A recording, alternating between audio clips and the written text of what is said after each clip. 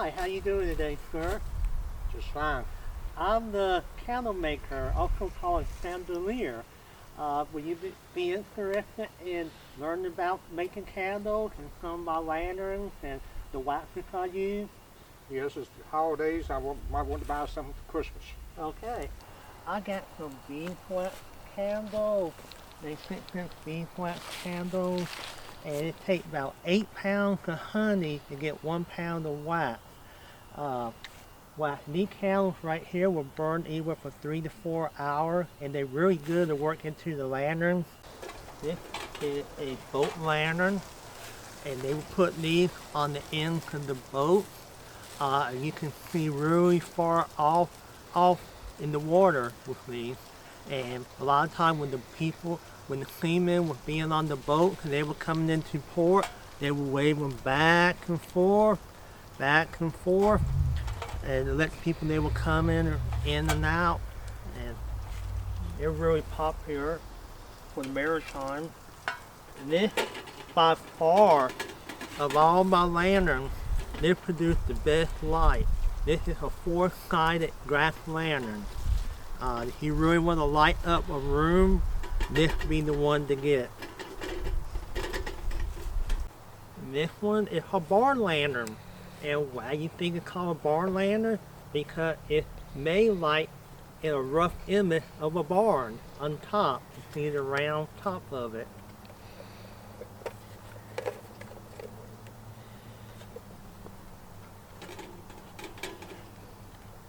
And this lantern right here is it just produces a nice cozy light. A light for inside the house, but it's not very good for walking around at nighttime on the trail. Don't produce a lot of light, but it's really a nice cozy light by like the desk. The white beeswax, which is basically the same thing as the little beeswax, but after I melt the beeswax, I pour it into a tray and put it into direct sunlight, and like several weeks later, the sun will bleach the wax white, so you have like white candles. Okay. But the burning quality of the candle is the same. And of course, these are 10.5-inch candles. They're just longer candles, but they can burn anywhere from 7 to 8 hours long. Keep in mind, if they in a lantern, they will burn longer than being outside in the environment. And the different ways I make candles. You got the dip method, what you see over there in the kettle. You got the mold method. Then you got the pour method. You just pour the wax onto the wick and it'd be like a frame fan. Then you got the roll method, where you get the candle and you get the wick and you roll it into a little bit of wax and you roll it back and forth in hot water, and eventually it'll get bigger and bigger over time. But by far the best method making candles is using the mold.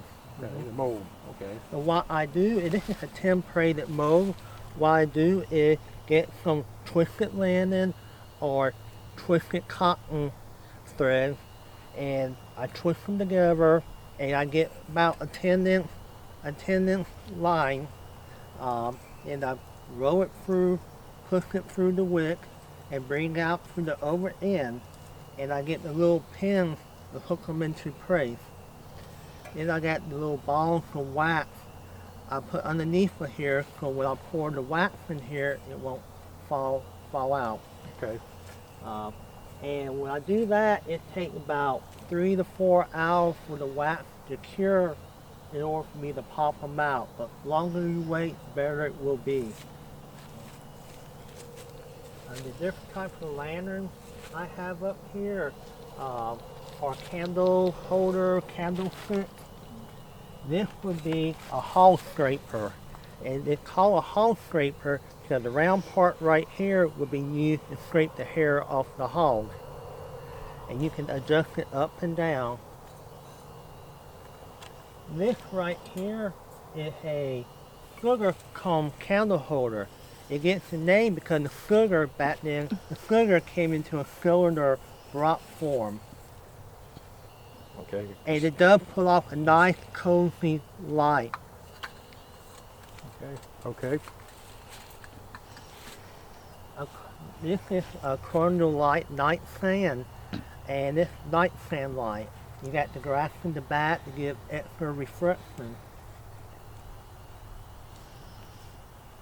Now I got a young daughter at home. She got a boyfriend. I don't particularly like. This is the courting candle, and if the father really likes the boy, he would set the candle up really high, and when it burned down to the first rod, it was time for him to go home. Or he can lower it down really low and to cut the time really down in half, so you burn it right there.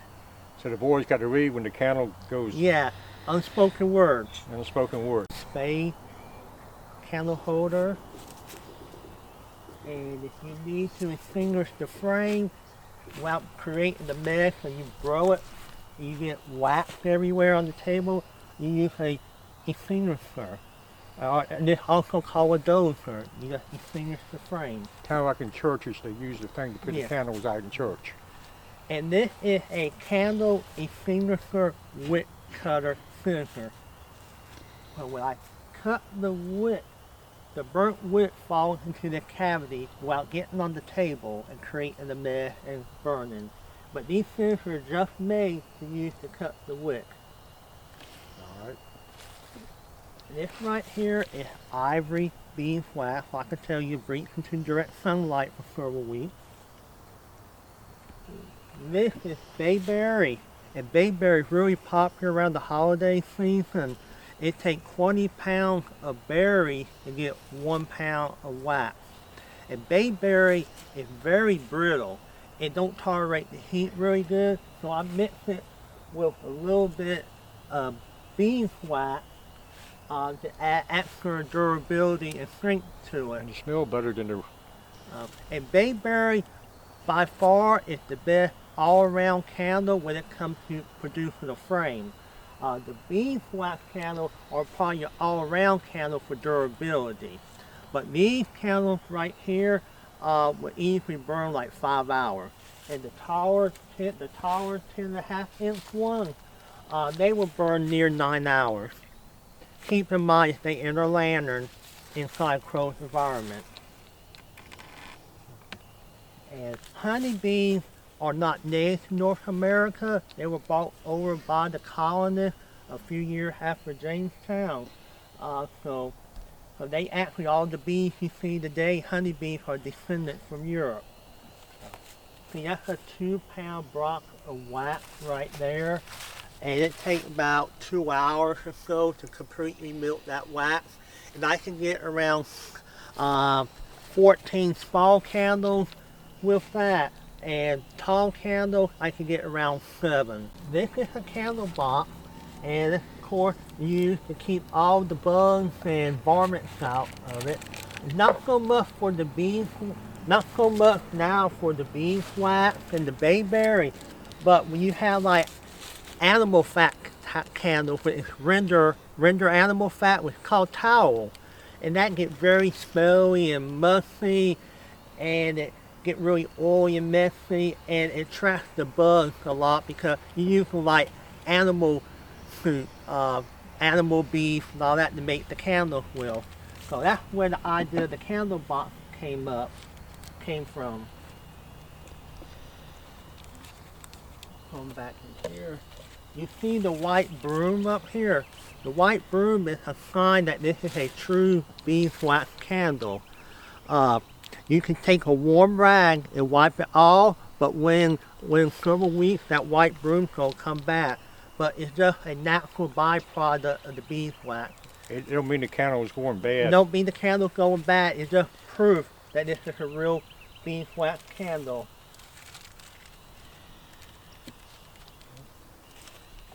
This is a magnifying glass candle holder. You like to study insects and look at small pieces, and you use this and put a little frame in the back. It's a tea light candle holder in the back.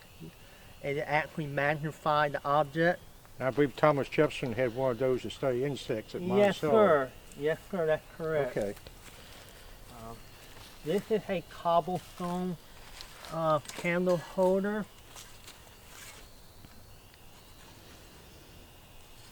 This is right here. This is a grass candle holder right there. What about the fancy one there? That's just a lantern that you can put well oil in. This thistle candle holder, get the thistle from Scotland, made into the design of the thistle. The Scottish flower? Yes. Okay. And if you at nighttime walking around, you need a flashlight. This would be your flashlight. Walk around. This is a reflector, produce extra light in case you had to get up and use the bathroom.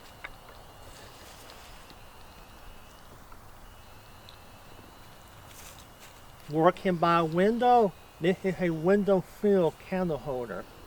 You just put it into the window and push the window down onto it, it will hold it.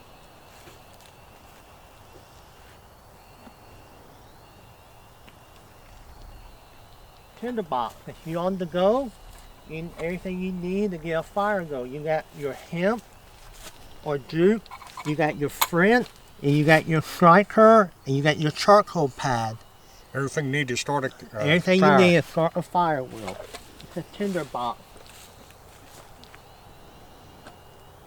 So you're on the go, you need to put little small personal items in here, or a cigar, or little personal stuff. And you can put it in here and the candle push back, or you can set it out on the table, use it as like a reflector for a little night light.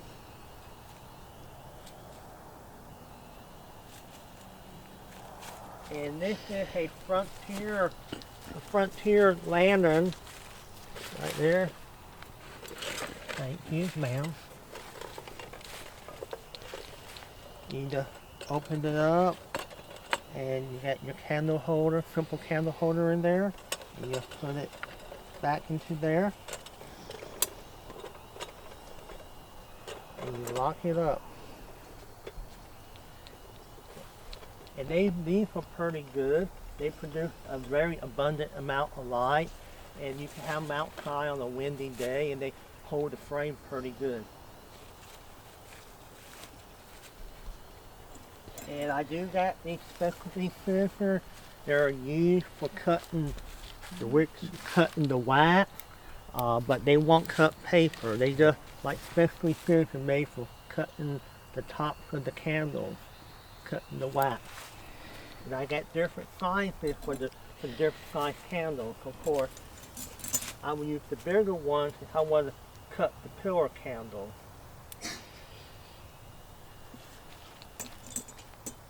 And this candle right here, it can burn up to near 12 hours. Keep in mind, inside a house, inside a lantern. But you reduce, when it's windy, you reduce the time. Can you make different colored candles? Yes, sir. If I want to make different color candles, I would use like vegetables, like tomatoes will give me red candle. I use bell pepper, can give me green candle. But keep in mind, I have to use a lot of it to get the color to So mix that would in cost with me the more, wax. right? Yes, sir. How many pounds of bayberry? It takes about 20 pounds of bayberry to get 1 pound of bayberry wax.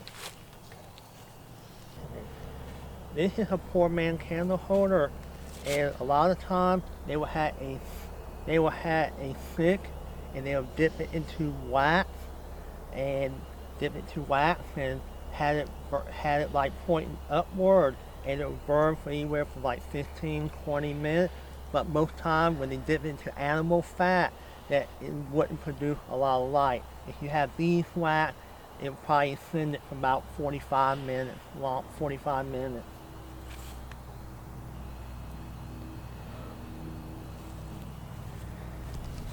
And this would be like a ladle I would use If I want to do the pour method, I just dip it into the kettle, pour it over the wick, All right.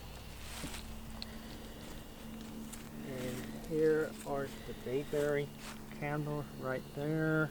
And you can smell some of the bayberry. Yeah, I want something that smells sweet in the house. And here's a poem of the bayberry candle. This bayberry comes from a friend, so on Christmas Eve, burn it down to the end. For a bayberry candle burned down to the socket brings help to the home and wealth to the pocket. You Well, I need all the money I can get. So I'll let the candles burn down the whole way. And it's the beehive. If you see that in some of your county government fields, the beehive was a symbol of unity of the colonists all working together for the common goal. And a lot of your town fields and county fields in Virginia and North Carolina got the beehive. And you know, Well, all the Wilmington- bees are working together for the queen. I or think the Wilmington has a Yeah. beehive. And I got the jars right here. And these jars can burn up to like Okay. 14 hours.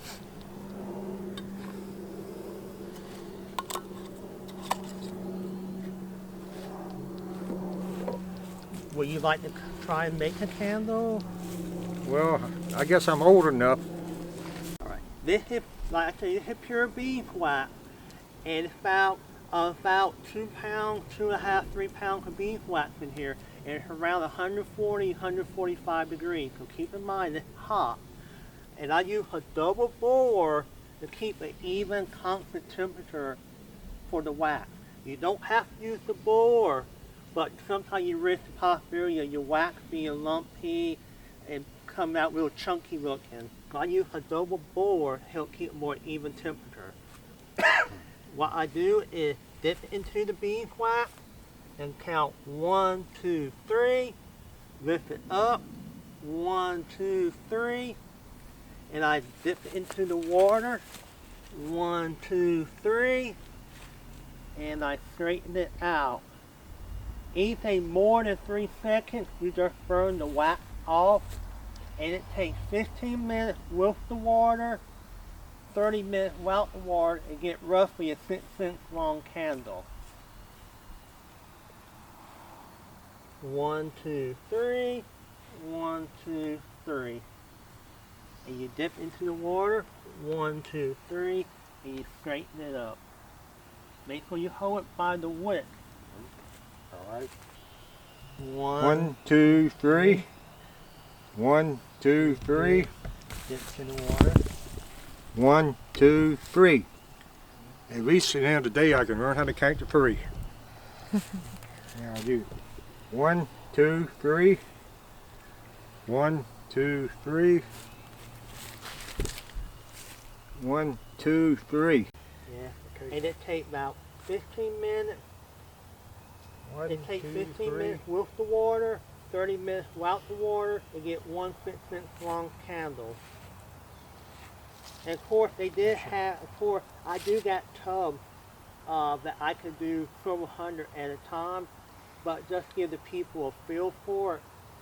And I use the most primitive way that you'll find items around the homestead to use to make a candle with.